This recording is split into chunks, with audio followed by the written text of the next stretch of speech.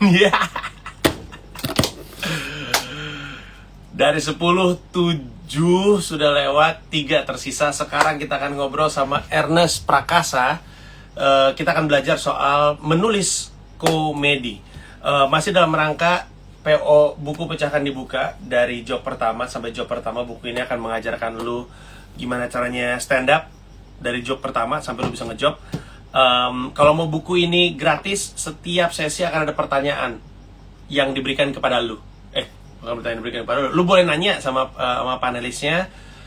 Yang pertanyaan bagus, gua akan kasih buku satu orang. Kalau misalkan nggak dapat, ya udah, lu beli aja. Dengan cara ngeklik link yang ada di bio akun ini atau masuk ke bit.ly/buku pecahkan. Oke, yang mau nanyanya di ini ya, di tab pertanyaan ya.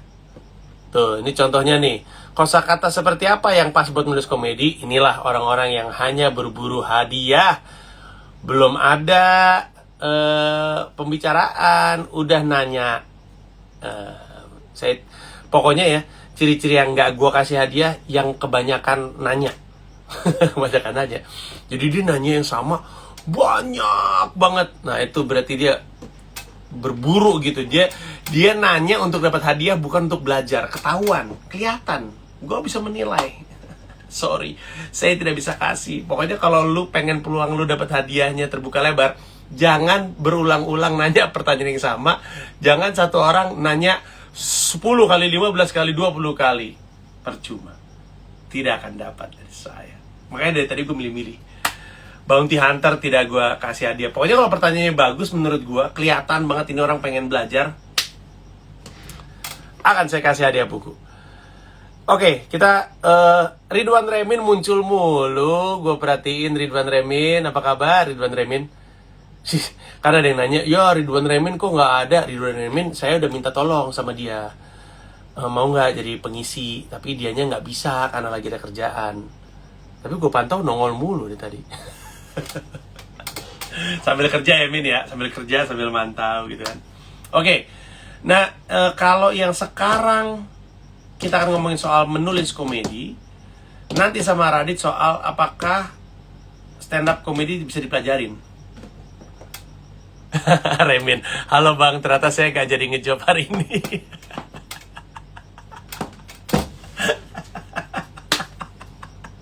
Lucu banget. Kocak, Remin, kocak.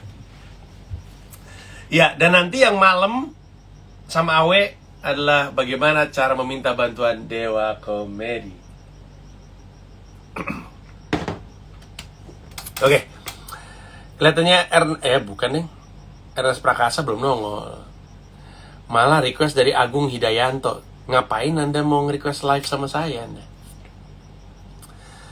Setelah Bang Awe nggak ada siapa-siapa lagi, udah kelar, capek gue. Apa namanya, Kang Poto, kok pas sesi Coki viewersnya tembus 1000? Ya jelas, karena followersnya si Coki lebih banyak. Itu algoritma namanya. Oke. Masih nunggu Ernest Prakasa untuk muncul. Sekali lagi gue mau kasih tau sama lo, kalau misalnya lo mau beli buku, untuk pre-order ya, artinya lo bisa beli duluan sebelum orang lain. Nah, orang lain kesempatannya itu tanggal 1 Januari 2021. Jadi kalau lo mau beli buku, dia sebenarnya rilisnya tuh baru 1 Januari 2021. Nah tapi kalau lo pengen lebih dulu pre-order, sekarang bisa dilakukan, dan hanya hari ini sampai jam 12 malam nanti waktu Indonesia Barat, atau jam 1 waktu Indonesia Tengah, jam 2 waktu Indonesia Timur. Sampai dengan hari ini doang lo bisa PO, dan harganya sama aja sama ketika dia rilis normal, sama-sama 110.000. Bedanya adalah kalau lu beli ketika pre-order, lu mendapatkan tanda tangan dari gua dan Ulwan Fahri. Ulwan adalah orang yang bantu gua nulis buku ini. Bahkan sebenarnya dia yang nulis sih. Gue cuma teman diskusi. Buku ini tuh sebenarnya niatnya ya, kombinasi dari kumpulan teori-teori dari begitu banyak buku, tapi ditambah dengan pengalaman. Jadi ada teori, ada pengalaman. Karena ada buku yang teori doang, tapi pengalamannya Anda tidak tahu kan. Dan kalau pengalaman doang, nggak ada teorinya, ya sayang juga gitu. Akhirnya gue kerjasama sama si Ulwan. Ulwan ini dia adalah anak stand up Indo Malang yang emang senang nulis, terus kerja di IHIK, Institut Humor Indonesia Kini. Nah, mereka mempekerjakan si siapa namanya Ulwan, sehingga Ulwan dari Malang ada di Jakarta. Pas lagi di Jakarta, saya ajak untuk nulis buku gitu. Tadi ada yang nanya apa ya? Ernest ketiduran gak bang abis main sama keluarga di pantai? Tadi baru whatsappan kok sama gue. Dia baru aja nanya, jam 8 waktu Indonesia Barat kan? Iya betul. Terus bang PO itu 15 hari ya, lama banget, gak sabar bacanya. Iya sabar, karena memang sedang diproduksi. Saat ini persis buku tuh lagi dikerjakan, makanya nggak bisa langsung dikirim besok. Jadi sabar aja, karena yang nanti lo akan terkejut. Sebenarnya nanti hasilnya tuh nggak kayak gini, malah lebih bagus. Ini tuh justru edisi buru-buru lah. Yang bener tuh nanti di sini ada di emboss, terus gitu ada kayak finishing. Nama finishingnya apa ya? Gue lupa dah. Sebentar, gue lagi mikir nih. Nama finishingnya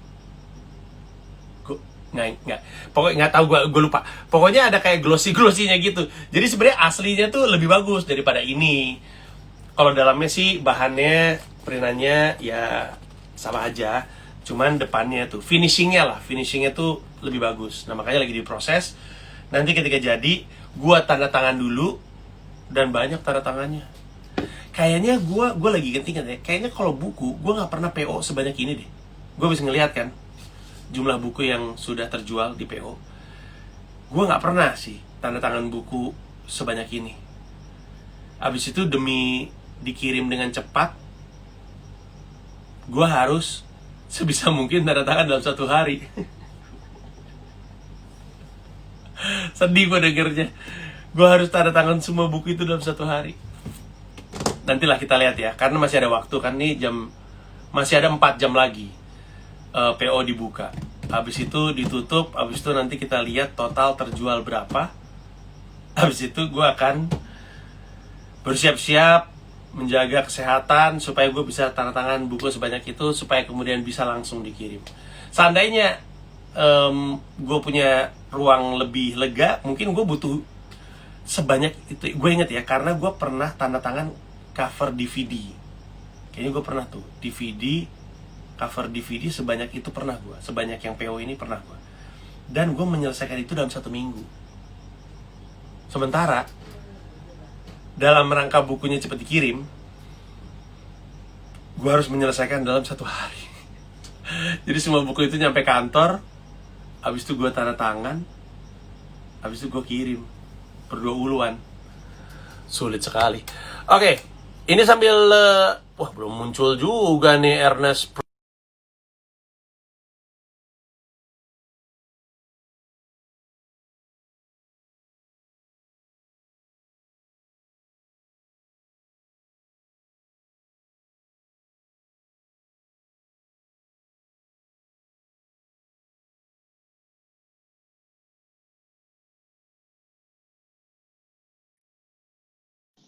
Kita tanya ya.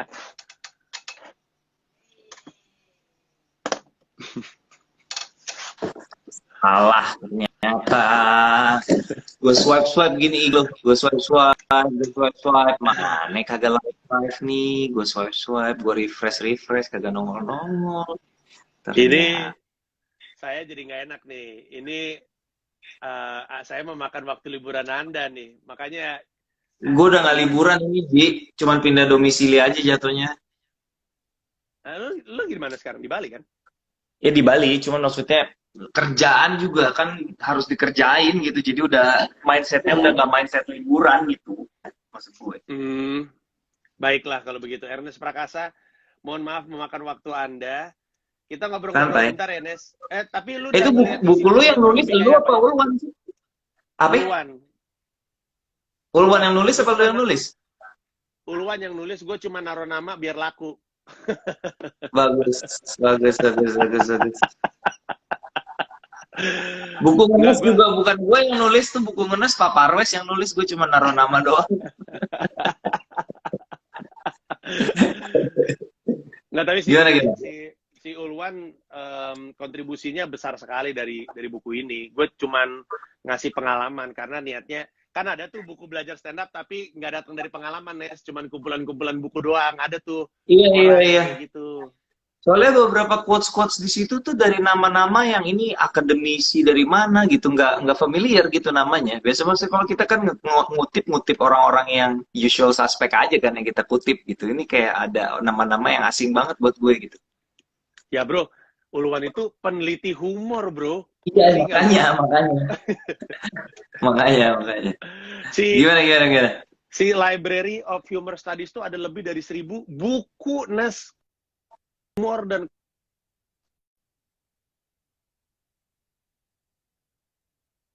tapi Hmm. oke. Kita gua dan orang-orang pengen belajar soal penulisan komedi. Gua Ya, berasumsi lu sering ngajar dong menulis ya. film atau kadang-kadang lu punya workshop nulis komedi juga, Nes? Gue belum pernah bikin materi kayak menulis komedi karena buat gue tuh kayak agak ngajar nulis komedi itu kan luas banget ya. Jadi gue sama Visinema udah bikin sih, udah syuting, tinggal tinggal mereka siapin kapan mau tayang aja. Jadi mereka tuh bikin Visinema Kampus namanya Ji, semacam masterclass.com gitu. Nah di situ gue Wow. ngajar komedi on screen gitu. Komedi on Hmm. screen jadi bagaimana penulisan komedi untuk audiovisual, tapi sebenarnya akarnya dari stand up banget sih sebenarnya. Akar-akar Hmm. tekniknya dari teknik stand up, cuman diaplikasikan dalam bentuk audiovisual gitu. Dan ada beberapa teknik yang gue sering lihat, jadi gue sering pakai, tapi gue nggak tahu namanya, jadi gue namain sendiri. Misalnya gini nih, kayak kayak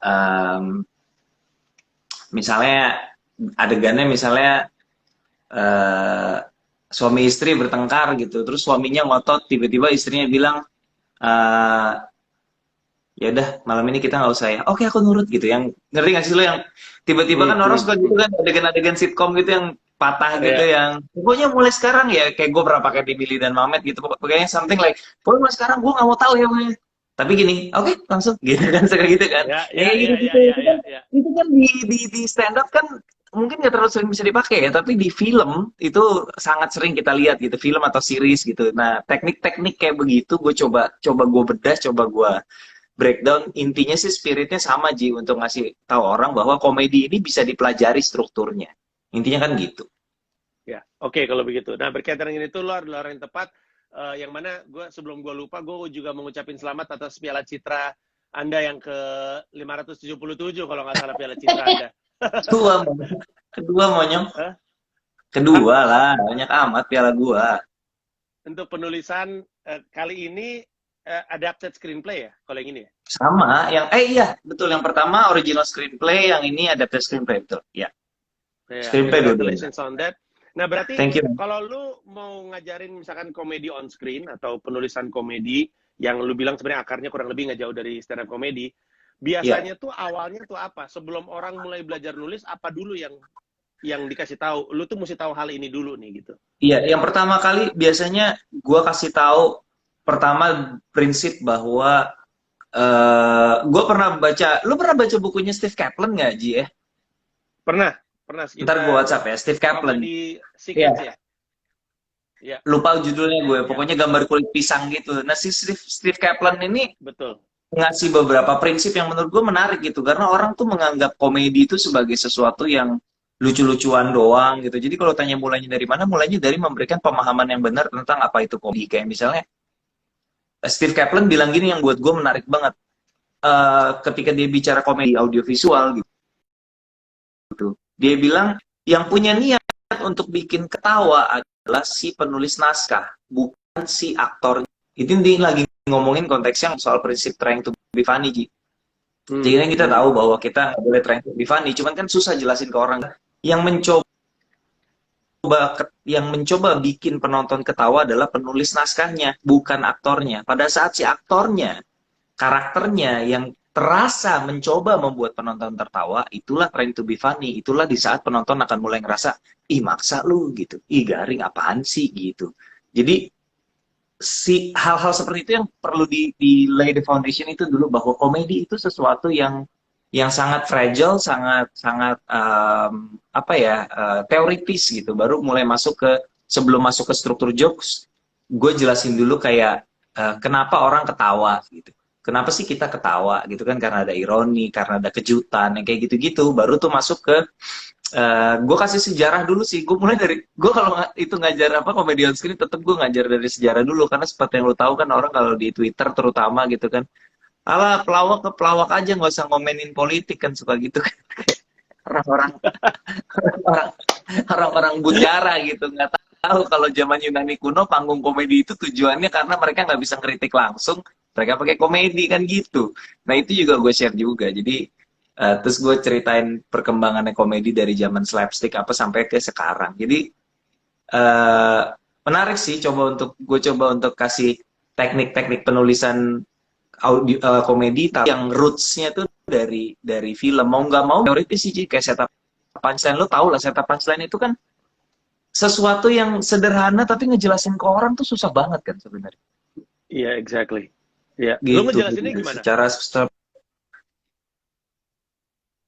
gue coba jelasin aja bahwa setup itu adalah, setup punchline itu adalah sebuah konsep pematahan asumsi gitu. Jadi gimana cara kita menggiring asumsi orang kan gitu. Ya, gue nggak tahu sih, ini kan eksperimental juga ya buat gue ngajar penulisan komedi melalui kelas kelas online yang sebenarnya nggak interaktif juga sih, satu arah gitu. Sebenarnya mirip kelas lo yang public speaking kan, gue juga ada tuh, tapi kan kelas menulis skenario. Kalau ini Ya. kelas menulis komedi gitu. Karena menurut gue ya itu sih lebih ke misunderstood aja gitu. Sampai saat ini juga kan banyak, masih ada aja gitu teman-teman komika yang kalau main film disuruh bikin lucu ya bikin lucu gitu, kayak suruh bikin kayak suruh bikin. Kasihan itu dibebankan Kasihan. pada sang komika. Tolong dong dibikin lucu nih adegan. Ya ampun. Dibikin lucu ngomongnya ke penulis bukan ke pemain, gimana dia gitu.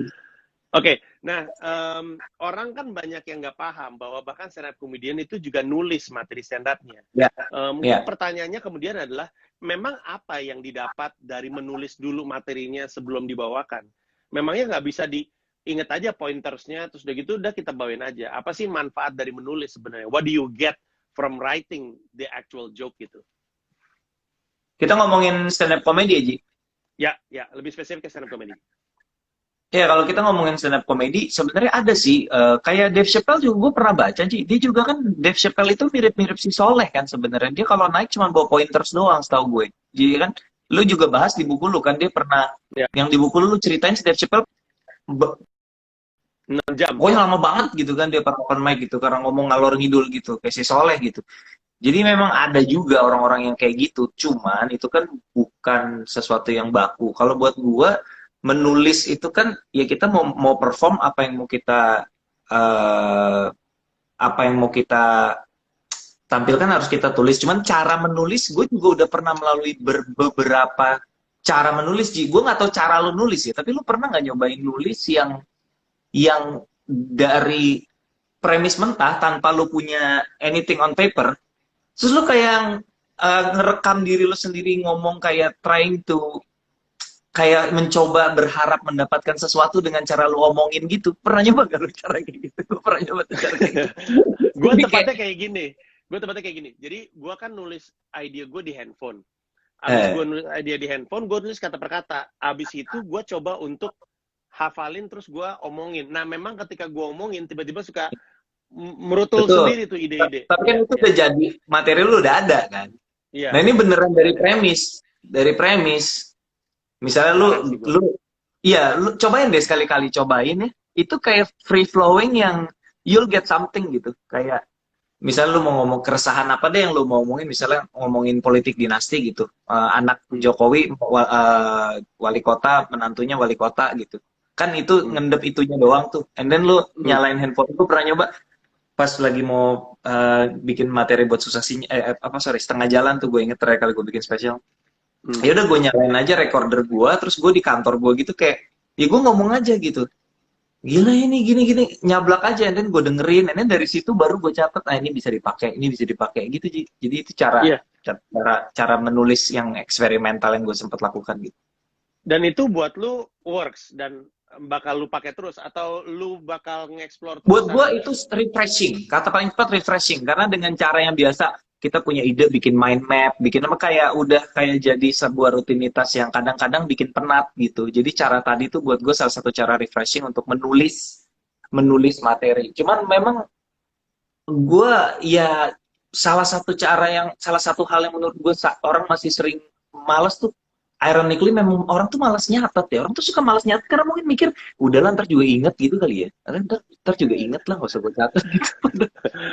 padahal Ya, seringnya lebih sering lupa daripada lebih sering inget ya. lebih sering lupa. Jadi tolong teman-teman kalau punya ide sebelum ditulis bisa jadi beat stand up, yang mending ditulis dulu deh, dicatat dulu deh. Di zaman sekarang lu kayak di handphone tinggal ketik doang. Gue pernah sih sampai-sampai saking gue parnonya karena gue udah paham bahwa apa-apa tuh harus ditulis daripada hilang. Gue pernah lagi nyetir di tol, gue inget banget tuh malam-malam gue lagi dari Jakarta mau ke Bandung beberapa tahun lalu sih. Itu gue sampai berhenti gara-gara gue dapet premis gitu. Gue berhenti di bahu jalan terus gue ketik lagi premis gue, baru gue jalan lagi gitu karena benar-benar takut hilang aja gitu. Iya. Kalau lagi di tengah jalan sih enak tuh bisa berhenti dikit. Gue pernah waktu itu lagi berantem sama Gamila. Parah lagi berantemnya. Terus kepikiran joke. Gue pengen berhenti bentar buat gue nulis, tapi ntar gue tambah marah dianya. Akhirnya beneran lupa, Nes. Gue cuma ingat tadi apa ya, kok gue lupa ya. Voice note bro, voice note bro. Sabar. Iya. Diam dulu, kamu diam dulu. Gitu, lanjut berantem Tambah lagi. masalah dong. Berantem saya tambah masalah. Tapi Nes, kan kalau lu bisa kayak tadi ya, nge-explore dengan roll the camera atau roll a recording device, terus udah gitu lu ngomong, itu kan karena lu udah nyampe pada satu level di mana lu udah ngerti teorinya, udah sering ngelakuinnya, and then you explore. Kalau di buku gua tuh, first you play by the rule, and then you play with your heart. Kan karena kayak Bill Burr dan Adriano Colby mungkin itu yang mereka lakukan dengan podcast, kurang lebihnya ya. Jadi mereka ngomong, dapat sesuatu. Tapi untuk orang yang mau belajar stand up, berarti lu juga menyarankan untuk nulis tangan atau nulis pakai laptop untuk ngeluarin gagasannya dari kepala terus ke piece of paper. Gua menyarankan lu harus kenal what works best for you karena orang bisa beda-beda. Ada orang yang Understood. Apa? Understood. Karena, betul. oh iya, ada orang yang ketika dia merasakan experience nulis di kertas dan pen and paper itu ada rasa ada apa ya, ada kayak ada stimulan yang beda gitu, kayak lebih seru dan lebih seneng gitu. Gue pribadi gue nggak suka banget nulis di kertas dan bolpen gitu kalau ada ide, karena menurut gue ntar kalau gue salah gue coret terjadi berantakan kertasnya gitu. Jadi gue lebih prefer ketik, atau sekarang setelah ada tablet dan stylus lu bisa oret-oret, bisa bikin mind map gitu. Jadi menurut gue lo harus cari apa sih yang paling efektif buat lo tuh, caranya gimana gitu. Dan furthermore buat gue untuk konteks kita menulis ya, bukan hanya soal nulisnya pakai apa, apakah pakai notes, apakah pakai kertas, apakah diketik di laptop. Tapi furthermore adalah menurut gue kenali momen-momen kondusif kita gitu. Apakah jam, misalnya jam nih, lu tuh kalau mau nulis tuh jam berapa sih yang paling oke buat lu? Nah ini orang bisa beda-beda, ada yang seneng ngalong, ada yang seneng tidur cepat bangun pagi gitu. Dan ini dipengaruhi sama macam-macam hal, pengaruhi sama di rumah ada siapa aja, kapan lu bisa dapat momen tenang gitu kan. Dan gue belajar untuk memaksakan diri gue. Kadang-kadang kan kita kan punya zona nyaman gitu ya. Misalnya di tempat kerja kita yang biasa, di rumah atau dimanapun itu. Gue coba untuk memaksakan zona nyaman di tempat lain dengan cara membuat musik ya. Safe zone gue tuh playlist gue gitu, Ji. Jadi kalau misalnya gue lagi, gue pernah ngalamin tuh, gue lagi deadline. Gue inget banget deadline ketika gue lagi syuting Stip dan Pensil, itu gue lagi deadline skenario Susah Sinyal 2017. Itu gue harus kerjain itu di lokasi syuting gitu. Lu tahu lokasi syuting ruang tunggunya tidak selalu nyaman ya, namanya film ya kan. Tapi apapun itu gue duduk di lantai, di tenda Sanafil duduk di lantai, laptop gue pangku, pokoknya gue belajar untuk mendisiplinkan. Pokoknya kalau udah ada playlist ini atau udah ada musik ini adalah zone gue gitu. And dengan menciptakan playlist atau musik yang buat lo sangat membantu, buat gue sih itu lumayan efektif sih buat gue gitu, pengalaman gue sih gitu. Nah, interesting. Ini ada pertanyaan selintas aja. Oh ya, ini sekarang waktunya untuk gue bacain pertanyaan. satu yang paling oke pertanyaannya akan dapat buku ini. Kalau misalkan lo nggak dapat, ya udah beli. Ini ada Vito Awondatu. Dia bilang gimana caranya tahu yang ditulis itu bisa lucu untuk orang-orang. Jawabannya ya itulah kenapa kami open mic. Tapi kalau dalam Iya. konteks film, Nes, is there a group of people that you trust? Kadang-kadang kan kalau kita nulis naskah komedi, tahunya kan baru ketika rilis tuh dia lucu atau enggak. Nah, sebelum nyampe ke situ, do you trust your own instinct as a comedian atau do you have a group of people that you trust their opinion gitu? Not a group of people, karena menurut gue sepanjang proses gue penulisan, dan I think, dan lu juga di buku lu kan lu juga bahas soal komedi body tuh Ji ya.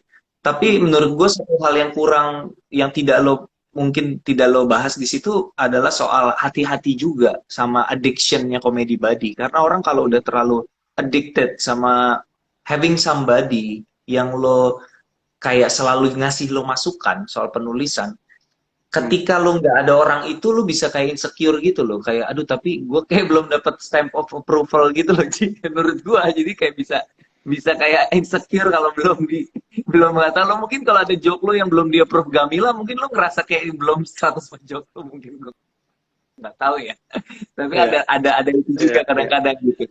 Tapi kalau gue di film biasanya kita kan ada judulnya, kita kasih judulnya comedy consultant. Si comedy consultant ini masuk begitu draft 1 selesai. Jadi draft 1 gue lempar, dia baca, dari situlah muncul. Jadi gue tidak, not necessarily a group of people, karena menurut gue terlalu banyak kepala juga malah bikin ribet. Tapi ya mirip-mirip komedi buddy lah konsepnya. Dia satu orang temen diskusi khusus buat komedi gitu, dan dia akan ikut sampai syuting.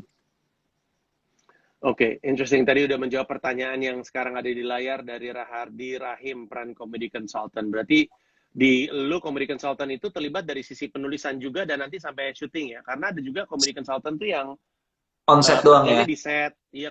di set, Iya. lucuin adegan. Ada juga yang kayak gitu.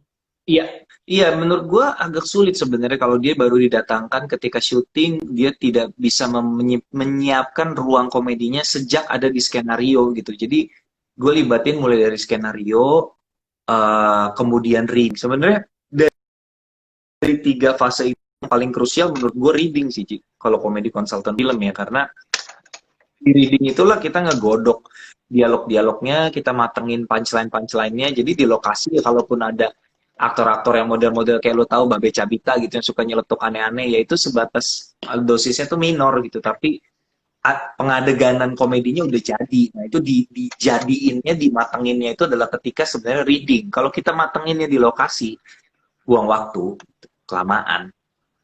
Ya, oke. Ini ada satu lagi pertanyaan, dan ini pertanyaan yang menarik ya. Biasanya orang-orang yang belajar stand up tuh bingung dengar kalimat trying to be funny, frase trying to be funny.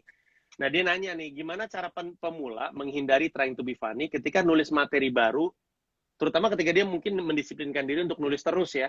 Takutnya ntar dia paksain, ya udah jadi trying to be funny gitu. Nah, lu sendiri, your thoughts on that? Trying to be funny itu kalau kita dari awal udah kelihatan niatnya ngelucu. Kalau kita mencari subjek yang udah kelihatan niatnya ngelucu, akan menjadi tidak trying to be funny kalau kita bisa membawakan, mengemas itu dalam bingkai yang lebih personal gitu. Contoh yang paling klasik soal ini menurut gue jokesnya Chris Rock lah, soal dia benci, dia ngejoke sebenarnya, ngebeat itu kayak ibaratnya kita mah, gue bingung ya, lirik lagu dangdut tuh menurut gue aneh. Sebenarnya kan Chris Rock tuh cuman gitu doang. Dia punya beat soal lagu rap itu liriknya aneh-aneh gitu. Dia ngomongin rap liriknya ludacris segala macem. Tapi pinternya dia kemas, dia bilang, gue nih suka banget sama musik rap, dia. Tapi belakangan nih gue jadi merasa sulit mempertahankan atau membela musik rap. Gimana gue mau bela? Liriknya aneh-aneh sih. Baru masuk ke lirik aneh-aneh itu. Jadi itu cara dia buat memberi bobot personality-nya dia, hal yang dekat sama dia, biar isu yang remeh itu seolah-olah mengandung bobot personal gitu. Nah kalau lu bisa melakukan itu mungkin akan membantu. Jadi hal yang mau dibahas sebenarnya receh, itu udah pasti lucu, trying to be funny. Tapi menuju ke situ gimana cara ditarik supaya bisa terasa lebih kayak ada hal yang tulus yang mau lu sampaikan, ada sincerity gitu. Padahal mas sebenarnya itu pinter-pinternya lu nulis aja biar seolah-olah itu something yang bermakna gitu. Padahal itu cuma bridging doang. Bisa jadi kayak gitu. Oke. Ini juga pertanyaan yang mungkin nyambung sama benak orang yang pengen belajar nulis ya. Karena kan kita kan lagi ngebahas di menulis komedi. Jadi kan beberapa hal yang ada di kepala orang yang mau nulis komedi mungkin memang sangat basic. Jadi pertanyaannya adalah, apa sih yang bikin orang ketawa? Tadi kan lu sempat ngomongin soal ada ironi. Yang dimaksud sama ironi itu apa? Terus udah gitu kayak, kenapa lagi orang ketawa? Jadi dia ngerti, gue tuh ketawa kenapa ya? Nanti gue pelajarin deh, berdasarkan apa yang tadi Ernest bilang. Oh bener nih, di sini ada ironi, di sini ada ini. Apa tuh tadi itu yang bikin orang ketawa? Ironi deh, coba dijelasin. Kenapa ironi itu lucu Iya. gitu? Ironi itu lucu karena salah satu yang teknik yang berhubungan sama ya ironi itu kan lucu karena itu tidak jadi aduh gue lupa istilahnya kemarin padahal gue pakai itu buat ngajar kok gue lupa. Jadi ada gini Ji, ada gue tuh riset soal ada sebuah teori akademisi Amerika dia bikin aduh istilahnya pokoknya kita tuh harus mencari kadar kadar pelanggaran yang tepat. Kadar pelanggaran yang tepat. Artinya gini, ketika lu melakukan sesuatu yang salah, yang melanggar, yang ironis tapi lu kadarnya lewat, maka dia akan jadi sedih atau bikin orang marah atau bikin orang tersinggung gitu. Tapi kalau kadarnya tepat, itu akan jadi lucu. Nah, dia nggak ngasih contoh, cuman gue jadi teringat sama Mr. Bean, Ji.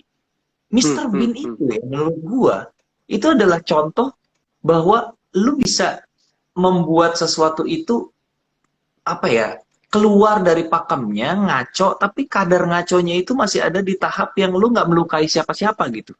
Lu kayak bikin kelakuannya nih ini ironis banget orang lagi di gereja dia malah ngapain gitu tapi tidak ada tapi dia gimana caranya jenius banget sih Rowan Atkinson itu dia masih bisa naker pelanggarannya dia ada di level yang kita masih bisa terima gitu nggak menyakiti orang lain cuman bikin orang lain keki doang gitu nggak sampai itu jadi kayak gitu tuh jadi banyak sih banget cuman intinya sih kalau kan ada ironi ada kejutan ada juga ketidaksesuaian tuh misalnya ketidaksesuaian tuh ada 3 macam ketidaksesuaian ukuran bentuk dan perilaku ketidaksesuaian ukuran misalnya lo tiba-tiba bikin ada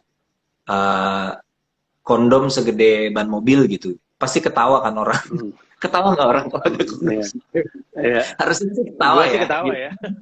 Ketawa gitu banyak sih macam-macam sih Tidak sesuai secara ukuran. betul ukuran secara perilaku tuh bukan hanya orang perilaku tuh benda juga perilaku benda tuh misalnya gini orang nyenderin tiang listrik tiba-tiba tiang listriknya ngek gitu jadinya ada ketidaksesuaian gitu dan ada satu lagi ketidaksesuaian letak itu misalnya lu lihat orang misalnya ya bergaya formal misalnya pakai jas tapi di atas kepalanya ada pot kembang gitu kan kayak ngapain itu kembang di atas kepalanya dia kayak gitu banyak banget sih ntar gue kayak lagi jualan kelas gue cuman intinya sih memang banyak banget dan seru gitu belajar komedi itu seru banget tapi especially buku lu ya Jim menurut gue sih buku lu emang cocok buat orang yang pengen especially stand up sih dan stand up menurut gue jadi pintu gerbang menuju penulisan komedi di bidang lain menurut gue because it is so intense di komedinya gitu kayak lu kan lu ngebahas bukan cuma teknik kan dari step by step dari mentality juga lu bahas di situ gitu kan soal menyikapi panggung dan penonton jadi menurut gua kalau lu misalnya nih punya minat nulis jadi penulis komedi in general gua nggak pengen jadi stand up comedian tapi kalau lu belajar nulis komedi dengan disiplinnya stand up comedy menurut gua itu akan jadi bekal yang berharga banget sih karena gua juga ngalamin gitu bekal stand up comedy lu juga ngalamin lah mungkin bekal stand up comedy lu bawa ke penulisan skenario gitu. Jadi menurut gue memang disiplin ini disiplin yang sangat-sangat menarik gitu. Saking intensnya itu lu kalau beneran bisa pelajarin lu bisa bawa kemana-mana gitu. Demikianlah masukan Ernest Prakasa mengenai buku Pecahkan yang bisa membantu Anda belajar teori stand up comedy. Bagus, emang orang Cina paling jago jualannya. Ernest, ini udah setengah jam. Lu tuh orang ke-8 dari 10 yang gue ajak ngobrol hari ini. Jadi saya masih nyimpen tenaga nih gue tiap talk itu setengah jam. Baik, Pak. Ernest Prakasa, terima kasih banyak atas waktunya. Thank Salam you, untuk good luck. keluarga. Selamat Siap. beristirahat dan See selamat you. menjalankan pekerjaan dari sana. Thank you, Nes. Good night. Bye. See you, Oh, bos. selamat untuk Tottenham Hotspur ada di posisi paling atas. Turut berduka. Sudah, nggak usah ngomongin apa-apa soal MU Anda. Ya, itulah tadi ngobrol-ngobrol sama Ernest Prakasa. Gua aja, itu tadi baru belajar, bukan baru belajar, dapat sesuatu yang baru dari ngobrol sama Ernest. Mungkin lebih tepatnya Ernest ngasih nama sama sesuatu yang gue udah lihat tapi gue nggak tahu namanya apa, yaitu ketidaksesuaian bentuk, tempat, ukuran, dia bilang tadi ya. Nanti gue tonton ulang nih. Gue tadi udah punya pemenang, tapi nanti orangnya akan di DM, tungguin aja. Dia akan mendapatkan 1 buku pecahkan untuk menjadi miliknya dia. Dan untuk lo yang nggak dapat, kalau mau gratisan 2 kesempatan lagi. Jam 9 malam gue ngobrol sama Raditya Dika, jam 10 malam ngobrol sama Awe, dan selesai jam 11, dan itu berarti 1 jam terakhir adalah kesempatan untuk lu beli buku pecahkan lewat pre-order, karena memang tutupnya jam 12 malam waktu Indonesia Barat. Dengan beli buku PO, lu dapat edisi bertanda tangan. Nanti soalnya ketika mulai rilis untuk umum 1 Januari, tidak bertanda tangan ya. Sampai ketemu nanti malam ketika kita ngobrol sama Raditya Dika. Dan kalau pengen belajar stand up, masuk aja ke pecahkan.com atau